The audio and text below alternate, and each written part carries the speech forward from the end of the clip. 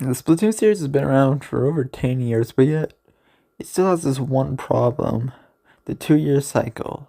Please note this is all just my opinion, so take it with a grain of salt.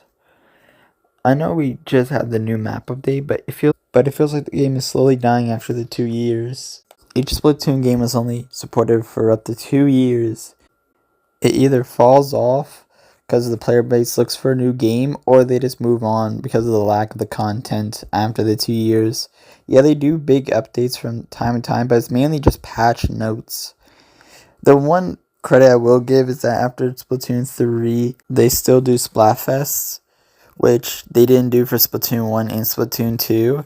But for Splatoon 2, it was to a point where even your favorite content creator was going to Splatoon 1 just to play it, just because it was something new, and it felt new because they were tired of playing the same game over and over again. And especially once you get to S+, it feels like there's nothing else to do, especially when the badges are like in Splatoon 3 are very hard to get, like level 99, which you need hours and hours to even get, and only the dedicated players who spend millions of hours into it will get. It also kills the hope for new content too after the 2 years.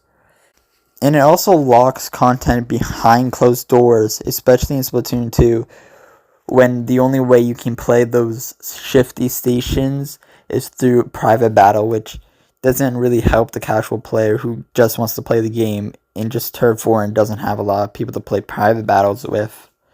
But again, I will give them credit for Splatoon 3 when after the 2-year support they still continued it. But the question is, how long are they going to do that until they stop doing all that stuff? And what are they going to do after that? Are they just going to continue locking it behind a Splatfest, or just put it in private battles? Even looking on a developer perspective, it forces them to limit some of the options they want to put into the game and kind of not do some of the options which we could have had, like some sunset maps. Did you know Hagglefish Market and Brinewater Springs in Etel Alley had sunset maps in the files, but yet they probably couldn't do the other maps due to their shortened time? It feels like it kind of makes the developers rush things and they also cut a salmon run event called the Underground, which if you were around during the first month of Splatoon 3, you would have known or heard about this event, where the salmon run bosses would have 30 more HP and move 30 times faster, and 2 would drop large eggs, and which will add 5 to the basket. And this isn't just for Splatoon 3. In Splatoon 2, there was a secret rocket map mode that lets you shoot a rocket in the air, yet that wasn't released. The only reason why I bring this up now is because I don't want the same thing to happen with Splatoon 3 that happened to Splatoon 2, where everyone kind of just goes back and plays the other games or just leaves it to the point where they felt like no one was playing it and that Splatoon 1 was. But anyways, that's my rant about it.